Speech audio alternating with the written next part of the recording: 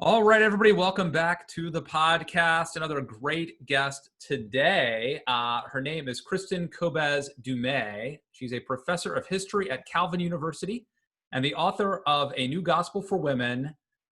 She's written for the Washington Post and Religion and Politics, among other publications. And her latest book, and I'm holding up a copy of the galley, it's called Jesus and John Wayne.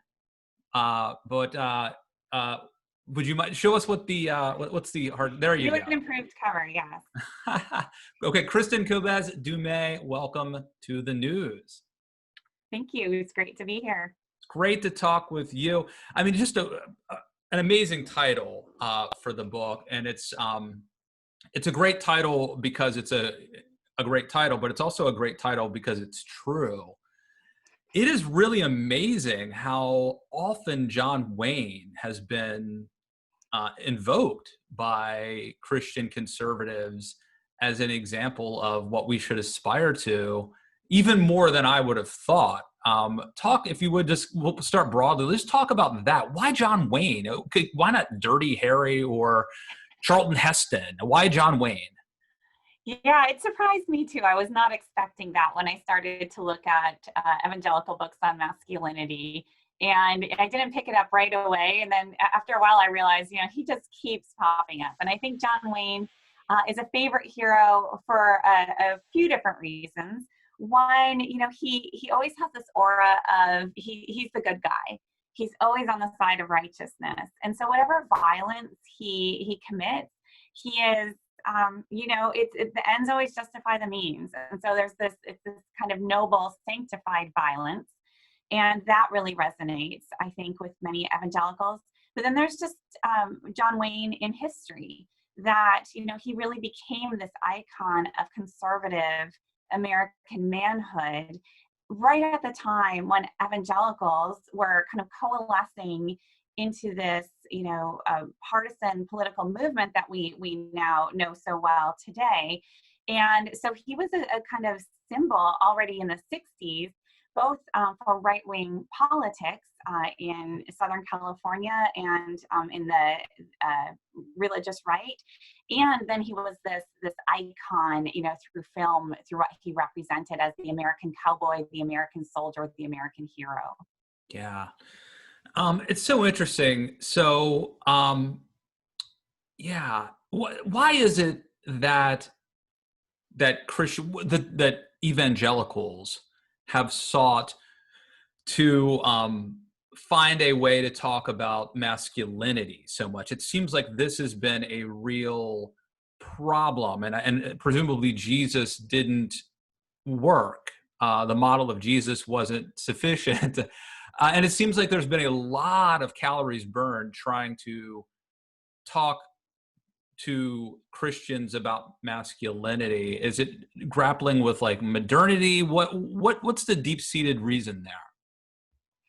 Yeah, they talk a lot about masculinity and a lot about femininity. So, these are two sides that the gender difference is really fundamental to contemporary evangelical identity. And we really see that coming to the fore in the 1960s and 1970s. So, coming out of the post-war era, when we see this neo-evangelical movement, Billy Graham, and, really evangelicals trying to stake their claim on American politics and American society, really. And things are going really quite well in the 40s and the 50s. They're becoming increasingly powerful. Billy Graham has access to the presidents. And they feel very much, kind of part of mainstream American society. This is the baby boom era, the height of the kind of quote unquote traditional nuclear family, and things are just looking up for evangelicals in America. And then the 60s happen, right? And it's this time of unrest, and a lot of Americans start, exploring other models of gender. We have the rise of second wave feminism. We also have the Vietnam War happening, and ideas of American manhood are being called into question. And it's at this time, I think, that evangelicals feel that they are kind of losing their grip on American society, and moreover, that they kind of hold the truth. and that they then have this special mission from God to save America, and to do that by doubling down, not just modeling, but enforcing these traditional Christian or traditional gender roles, again, quotes around traditional, that they think are fundamental to Christian America, their concept of, what this nation is and what it always has been and needs to be. And so what I found in my research, I was really surprised how much discussions of gender, how to be a Christian wife, how to be a Christian husband, always connected back to the nation. That we need to have proper femininity and proper patriarchal leadership, not just to have things run well in the home or the church, but to have a functioning and well-defended nation. Yeah. It seems to me that there are plenty of examples of this type of masculinity in the Old Testament. And if you wanted to, look at Samson or King David or Joshua, there are plenty of warriors. And, what's the line? Saul has slayed thousands, but David has slayed his 10,000. There's plenty of examples in the Old Testament. It's interesting to me that they didn't go there. It seems like John Wayne, and I guess my only assumption here, my theory would be that they were actually more attuned to this world and to pop culture than they were to like theology, let's say. Now it may be, I would say, I think that if you're, and I think you and I are both Christians, if you're trying to appeal to the outside world, it makes sense to invoke pop culture references, but it doesn't seem to me that that's what this is. This seems to be an internal message. And instead of citing David, they're citing John Wayne. And that seems telling to me. Yeah, and they'll drop a biblical reference here and there as well. But no, I was really astounded by how much of their conceptions of quote unquote biblical manhood were actually drawing on pop culture references. And what they will say is that these pop culture heroes resonate so deeply with men because of the way God designed men. And so there's this kind of, this is tapping into, they use language like blueprint a lot. God designed men this way. And we're seeing this, the resonance is clear. And it's not just John Wayne. Another very popular hero in this literature is Mel Gibson's William Wallace from the movie Braveheart, right? That's another just really inspiring example of masculinity, and of course a very bloody militant model and largely mythical model of masculinity that they look to. And then also what they end up doing then is kind of transforming biblical figures into this pattern. And so look at Jesus. Their Jesus becomes not a Jesus who says to turn the other cheek and to love your enemy and to love your neighbor. I mean, they will explicitly reject those teachings. And instead, their Jesus becomes the ultimate fighting champion, this warrior Christ. And so it's not that they won't go to the Bible or they don't think that theology is important, but it's a biblical interpretation that is very much shaped by these largely secular ideals. I mean, as far as I know, there's only one example of Jesus being that person, and it's when he ran the money changers out of the temple. That would be the one example, but there are a lot of other, many more other examples of the more meek Jesus. And so it seems like they're, to me, I mean, fundamentally, one of the big messages of Christianity is that it's counter-cultural, and that that it's really very hard to square like being in this world with having this this faith. And it seems to me like maybe what happened is that these evangelicals fell prey to that temptation, which is to try to kind of graft on to their religion things that are from this world. And like, okay, so I'm a Christian and I'm a conservative. And so I think a lot of people probably who read, if a progressive reads this book, they're going to kind of read, about these horrible evangelicals. And there are things in the book that I don't agree. There are things that evangelicals and Christians have done that I don't agree with. I actually agree with a lot of their things that their goals are. But I do think it's been just, if we look at the examples of what has happened when we mix faith and politics together, it doesn't seem, I guess the latest example would be like Jerry Falwell Jr., right? It doesn't seem to be working out too well. Yeah. And Falwell Jr. does make a few appearances in this book. And, I think part of my project really was to push back against this idea that, figures like Jerry Falwell Jr. are betraying their faith, or that evangelicals supporting Trump are somehow like just setting aside all of their values in order to, fill in the blank. Was it for Supreme Court? Was it for, religious freedom? What was really going on because they hated Obama? And what I understood from looking at this long history is that, that sort of a hypothesis really doesn't take seriously what their values actually have been. So when we talk family values, I think on the surface, we all have this like conception of, oh, it's valuing the family. And yes, according to certain conservative models of family, but still, something like a good thing, moral values. But what I understood is that this very militant conception of white patriarchal authority was always at the core of family values evangelicalism. And as soon as you understand that and you see what that then justifies, what it excuses, then support for somebody like Donald Trump is actually in keeping with many of the values that they hold dear. And so that was something that I think that I wanted to do in this book, is to show that there's a longer history that we can pay attention to, and that I think can help us sort out some of the questions that a lot of even evangelicals themselves are asking right now. No, and I'm curious. Okay, so I can tell you from a personal standpoint, growing up in an evangelical sort of home. Now, here's the thing.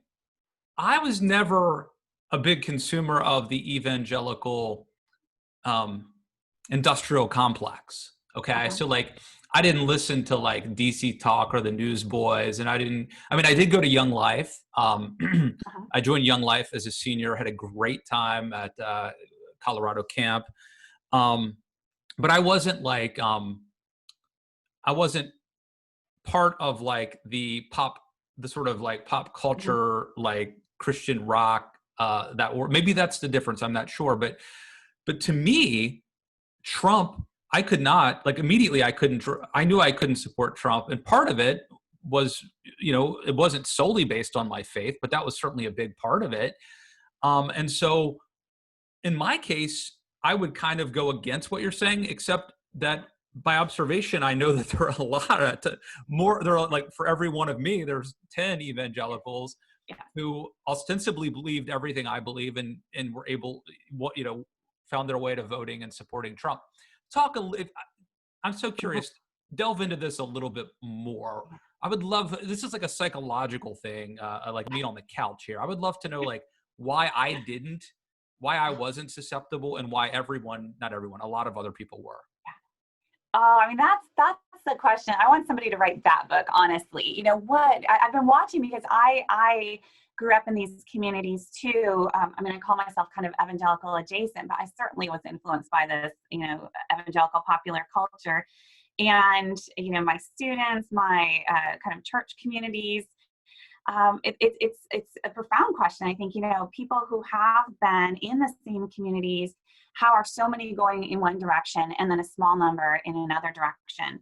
But in researching this book, and since the book has been released, I've talked with so many evangelicals themselves, and evangelical men in particular, who, talk about the ways in which they've engaged this literature. So it's hard to find an evangelical man in his 30s or 40s, especially 40s, who didn't read Wild at Heart. who wasn't kind of immersed in this in the early 2000s, this warrior masculinity. And the way that men responded really varied. Some men, were all gung-ho, and they did the weekend, Wild at Heart retreats, and this was their spirituality in the men's group from their church, and it was very formative. For many men, they have told me how they felt like they could never measure up. And so for those men who couldn't measure up, they either felt like they were, in their words, second-class Christians and second-class men. Some of them just walked away from the faith. Some of them just felt inferior. Because because they couldn't measure up in what way? In the macho masculinity, right? They knew they just weren't wired that way. They were maybe more bookish, or maybe they weren't heterosexual, or maybe that they ran up against. But for many, it was just, not every man is this testosterone driven machine who's ready to go out and fight battles. Yeah. But if that was kind of the ideal Christian manhood that was being held up to them, they knew they were coming up short. Now, some of those men walked away. Some of them just found ways to, be the beta male. But there are others that was really interesting. And I can see this in my research, who then therefore threw their support behind the men who were modeling this aggressive Christian leadership, so they knew that they weren't able to do this. They weren't able to pull this off in their own marriages or relationships or lives. Nevertheless, they were willing to give the authority to the men who really were, whether it was Mark Driscoll in his church, whether it's a guy like, Jerry Falwell Jr., who's running at one time the, largest Christian university, to men who really seem to live out that ideal. Yeah. So many interesting things. Like one, I'm not a follower. I'm not a big joiner. So that might be part of it. I follow JC. That's the guy we're supposed to be following, right? Yeah. But I'm not a big joiner. Maybe that's got something to do with it. I suspect the more likely you were to be in a fraternity, maybe the more likely you are to jump on the Trump bandwagon. And let's be honest, there is something Trump, I find it a real turnoff, but Trump does really play up this macho thing. And people, if you look at the people, at the risk of admittedly being stereotypical here, I can tell if a dude really wants you to know how tough he is and has that Seb Gorka, if a dude wants you to know how tough he is, it's like a 90% chance he's a Trump voter. So there is something there. Now, I will say this on the other hand, even though I'm not going to, I don't claim that there's any biblical thing here. I just think that through observation, as the father of two boys, and I remember hearing Roseanne Cash talk about this one time on an interview on Mark Maron's podcast, where Roseanne Cash is like anti-gun, but she had to buy her kids, her sons, these like plastic guns because they would just make guns out of pieces like sticks that they found. Yeah. And I have one boy who is he's 7 years old. He's oozing testosterone. He basically shaves between innings at our Little League baseball game. He's like 15 pounds away from being able to kick my butt. And I do think that, there could be a culture that, where they're told to sit in their chairs for 8 hours a day. And that wouldn't be true to this goes to the Wild at Heart ethos, right? That wouldn't be true to their nature. And I think it would be wrong of me to try to force them to conform to this civilized world. They need to be running around. They need to be tackling. They're begging to wrestle. Yeah. And so I do think that it's wrong to impose machoism on people who aren't looking for it. But I also think there's a lot of little boys, and that's who they are. And I think it's wrong to try to suppress that too. So I'm sort of on board with part of what the Wild at Heart story was. Yeah, no, I agree. And I'm a parent of a son and two daughters. And,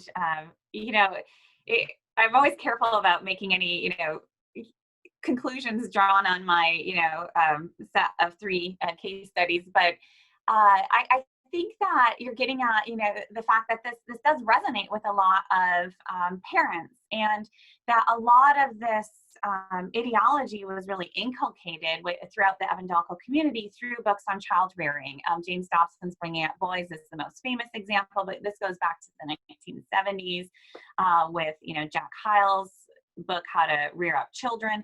And it resonates, if you have a rambunctious male child, it seems like, well, here you are, this is truth, and you don't suppress it, which is fine if you're talking about letting your kid, run out in the woods and work out his energy and play, or, use sticks and turn them into guns. We can talk about that too. And, is this a phase? There's a lot of kind of developmental psychology that comes in and that gets abused and misused or employed. I don't know. And then it's another thing to kind of, take this, and therefore, because we have a rambunctious little boy, all of these other things are also true, right? And that's really the connections that I see that are continually made here without any careful consideration of, so like I'm a Christian, I'm actually Calvinist in my upbringing. And so I would say, well, where does fallenness come into this? Where does distortion, where does human sin come into this? So how much of these impulses do we want to read as, therefore, this is God's design, and therefore we're going to, defend America, and we're going to kill our enemies and do all of these other things? Or, where do other, biblical teachings come in that say, okay, here's how we channel that, and here's how we restrain that because of these other teachings, right? And those seem like perfectly logical conversations to have, but that conversation doesn't appear very often in this literature, right? There are a lot of leaps that are taken to then defend, war, foreign policy, the culture wars, when I think, we would do well to, think about our little boys, think about testosterone, and then think about civil society and human flourishing. Absolutely. And I think part of our role is to civilize people, but also not to take their passion and not to try to suppress who they are. And that's a delicate balance. I wanted to ask, so the subtitle here, How White Evangelicals Corrupted a Faith and Fractured a Nation. My assumption is that, Christianity is a very, it's maybe not very old, but it's Christianity's been around for a couple thousand years. Yeah. And I think it is fundamentally a faith that is liberating and freeing and a positive force, certainly. And I think the same thing about conservatism, which, you're talking about American conservatism here, but, certainly at least goes back to Edmund Burke. I mean, I would argue that it's just a philosophy that's been around forever. That's sort of, maybe back to Aristotle or something. But conservatism has a long and I would say proud intellectual and philosophical history. And when you say corrupted, that suggests to me that you agree.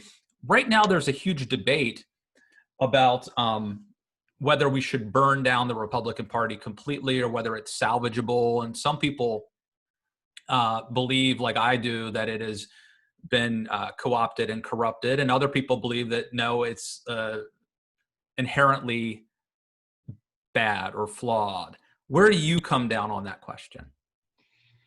For the Republican Party or for white evangelicalism? I'll let you parse that okay. however you'd like. Well, since the subtitle refers to the faith, I'll start with that.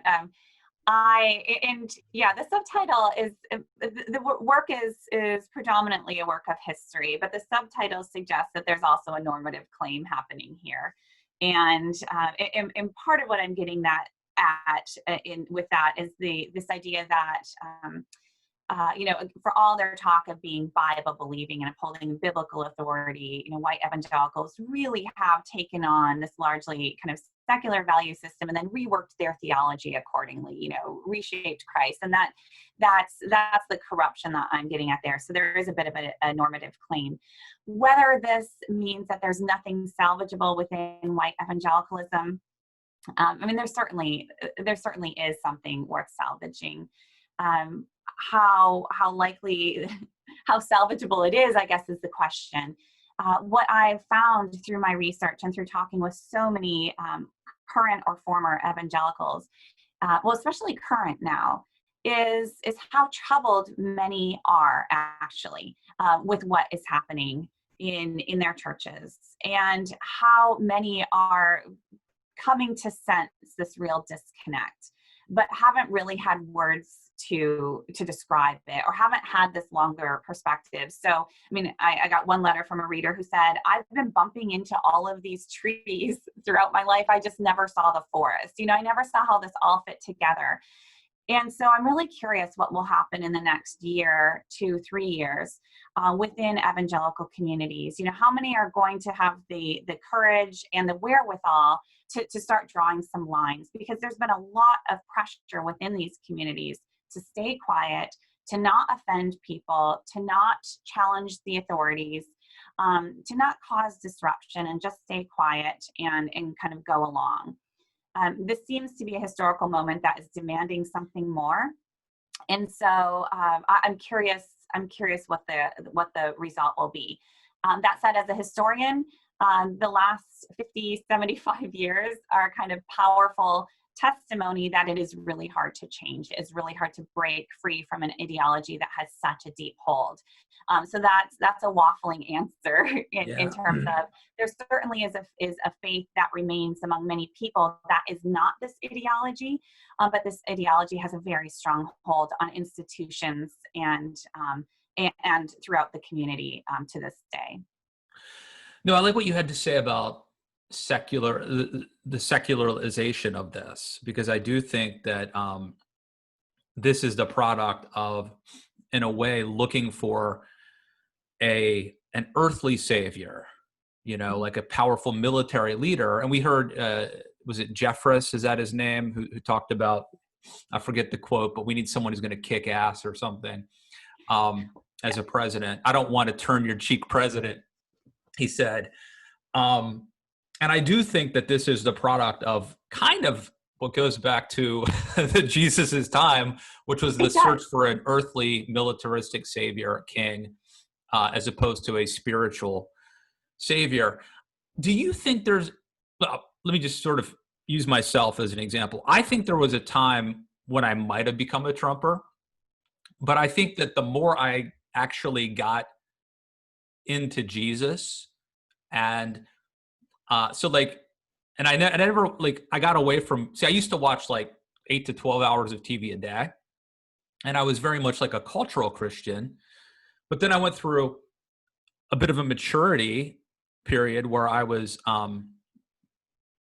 taking faith more seriously, and I wasn't watching TV. So I've never even seen The Apprentice. So I'm wondering if you think there's an inverse relationship between how devout somebody is and how Trumpy they are, or if that is me being, hoity-toity or something.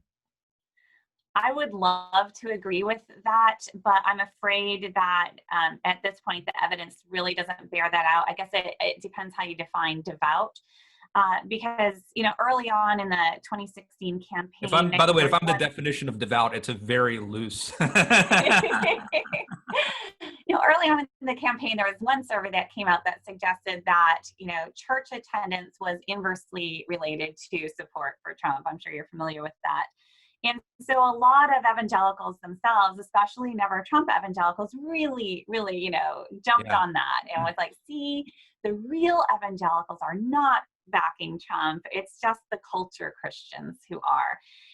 And every other survey up to, contemporary times has not borne that out. In fact, now, the more you attend church, the more likely you are to support Trump. I think it was I think it was the primary. Within the context of the primary, I think that was true. But as soon as it became Trump versus a Democrat, it went the other way. Right. And so, what I see in this research is that devout Christianity is being redefined in these terms, right? That men are encountering this ideology, and women are their version of it in their Bible studies, from the pulpits of their churches, through the books that are, well, when we used to have Christian bookstores, just, those are the books that you would find, not books that are going to disrupt this. And, now you have to go online, Lifeway Christian books to get this. But, these are really, this is the cultural evangelicalism is the vehicle through which people are spiritually formed, and the vehicle through which people really participate in their faith and practice their faith in many ways. Christian radio is another great example of this. People are listening to that as in a worshipful way. They are praying along with the DJs as their, this is the substance of their faith. And so I'm not really one to easily separate out, cultural Christianity from some pure devout Christianity. Yeah. I think this is their faith. Yeah, I think for me, it was like when I was a kid, I viewed like, no, don't get me wrong. I've heard my share of Dr. Dobson, Focus on the Family. But by and large, I looked at Christian talk radio and Christian rock the same way I looked at being a young Republican, as sort of dorky and not like, I thought I was too cool. No, so like I wasn't in that subculture, but it's different now. Christian music's actually a lot better than it used to be, I think. Either that or my tastes have changed. But I think maybe part of my deal is I wasn't on the inside of that subculture. Maybe that's what it is. Hey, let me ask you this. You talk in the book about a bunch of different figures. I mean, there's Billy Sunday, who was a baseball player who became an evangelist and kind of introduced some of this rough, tough Jesus. There's Phyllis Schlafly. There is, Oliver North, Eric Metaxas. I'm covering a lot of range here. I'm covering a lot of ground. Part of telling the story is talking about some individuals and telling their story. And in the time we have left, I'd love it if you just want to take a couple, maybe some that we haven't heard of or aren't as familiar with, and just talk about their story and how they play in this larger narrative. Sure. I think I'll pick Bill Gothard and maybe Ollie North, because as you know from the book, I was pretty obsessed with North. So starting with Bill Gothard is this figure. If you are not evangelical, you have not heard of him. If you are evangelical, maybe you haven't heard of him. But if you have, you probably have very strong opinions. So he emerged quite prominently in the 1970s by offering this very hierarchical authoritarian structure for what it meant to be a Christian and how to lead Christian families. And he did this all through a not quite secretive organization, but it was very kind of closed doors. You're on the inside, and if you're on the inside, I mean, you have to obey these rules because it's all about hierarchy. And so it's the God has ultimate authority, and then, rulers and pastors and then fathers and wives have to completely obey their husbands in every particular, permission to write the grocery list kind of way. And then women, of course, owe absolute obedience to their parents. And at first, I knew of Bill Gothard, and he was not going to be a part of this book. I thought, this is fringe. I'm really going for mainstream evangelicalism here. And the more I talked with people who I considered mainstream evangelicals, the more they said, you have to look at Bill Gothard. And the more I understood how influential he was behind the scenes in really shaping understandings of authority and gender. And then when I looked at Bill Gothard, and then I looked at James Dobson, who's kind of the public face of family values evangelicalism, I saw so much in common in how they talked about authority, parents, children, patriarchal authority, and why it was important for the nation. So that led me to question, what is actually the fringe here? What is the mainstream, and what's the relationship between the two? And that's really a theme throughout the whole book. So that's Bill Gothard. Yeah. And then Ollie North was just, I grew up, I was born in 76. So I was kind of watching the Ollie North scandal unfold as I was coming of age. Yeah, I had two. I had not one, but two Oliver North t-shirts. Yeah, there you go. I bought them on the boardwalk of Ocean City, Maryland. One said Ollie by golly, and the other one is Oliver North for president. Yes, yes. So I was so confused because, I would hear kind of in my circles, he's a hero. And then I would read Time magazine and I would be reading, like, he seems like kind of a not so great guy. And there's a huge scandal here and he's on trial. And I just could not reconcile the two. And so it was kind of fun to go back and see this Ollie mania. And if you look at how evangelicals in particular embraced Oliver North and why, you just see so many very clear parallels to where we are today. Right, this is a kind of God and country faith, very much, and it's so you have these. It really binds evangelicals, church-going evangelicals, with secular conservatives who can get behind this rah-rah, God and country patriotism, and you very much have, Ollie is on God's side, the side of righteousness, and so anything he does is legit, and he should get He's not against God like Joe Biden. Exactly, right? So he's our hero. And what really surprised me then is how, he's a speaker at the Southern Baptist Convention right after their, right turn. And just what an important figure he was. And also as a symbol of, real Christian morality. Our Christian heroes aren't even the Christian pastors that we look up to. It's the military, right? It's the military, the purest embodiment of American power and of using violence as necessary. And so, Bill Gothard. I think Ollie, though, I mean, I was more susceptible to Ollie's charms than I was to Trump's, because Trump is like a vulgarian from Queens or something. Oliver North, man, good-looking guy, eloquent, well-spoken, soft-spoken when he wants to be. Yeah. And that olive drab marine dress uniform or whatever. I mean, he should have won an Oscar for that performance. Oh, he was amazing. Whether you agree with him or not, it was just, and I would recommend, there was the Whistle Stop podcast, it's John Dickerson, I think, a couple years ago, did a Whistle Stop podcast on the Iran-Contra affair, and it's really good, and it dovetails a lot of this conversation. Okay. Yeah, but that was back in the 80s, right? 80s and 90s, and to get to, Trump, we have to go through the 2000s, right? We have 9/11 that takes place, and within white evangelical communities, a real turn towards a more militant masculinity. And that's when you have, not just John Eldridge, but really the Mark Driscoll kind of an embrace of crassness as part of this masculine ideal that hadn't really been there before. You don't see that with Oliver North, with Ronald Reagan. You do see that into the 2000s, and that's really where Trump picks things up. No, I think that's totally true. And, I'm a big fan of Reagan and can't stand Trump.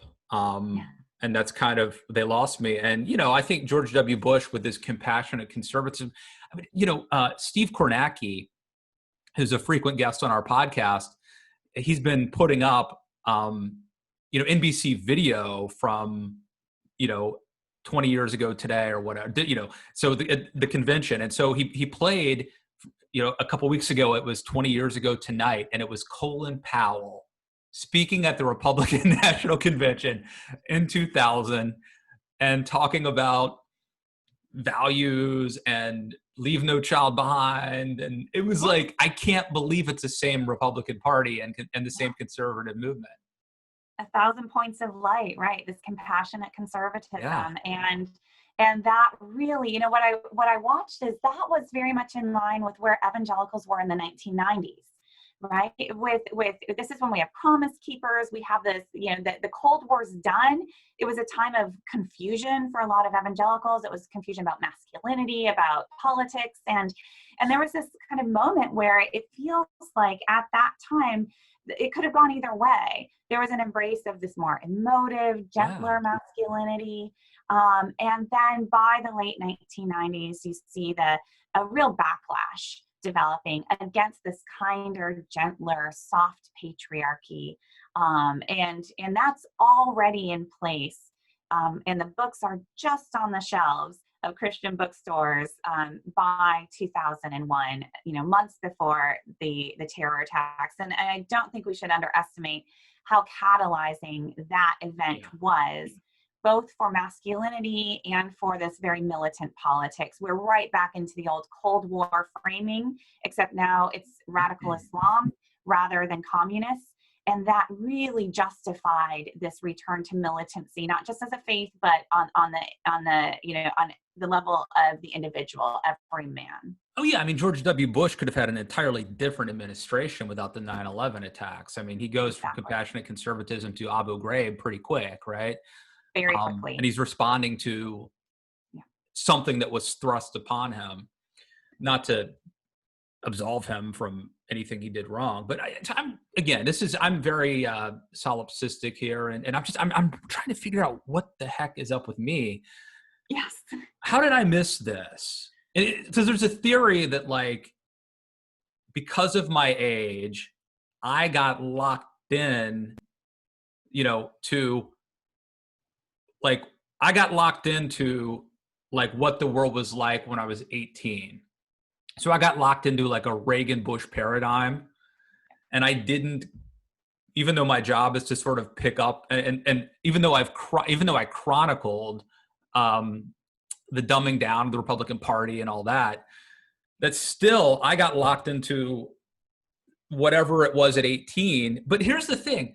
Donald Trump is a lot older and presumably more out of touch than me, and somehow he saw this happening and tapped into it, and a lot of other people did. I mean, do you have any theory on why? Oh, yeah. First, I think Donald Trump is I don't think he saw this and tapped into it as much as this is just who he is, whether it's pathological or brilliance, or this is who he is, and he happened to appeal in this historical cultural moment in a way that he would not have appealed at any other era in this the world way, just right? So, caught up to him, right place, right time kind of thing. Yeah, exactly.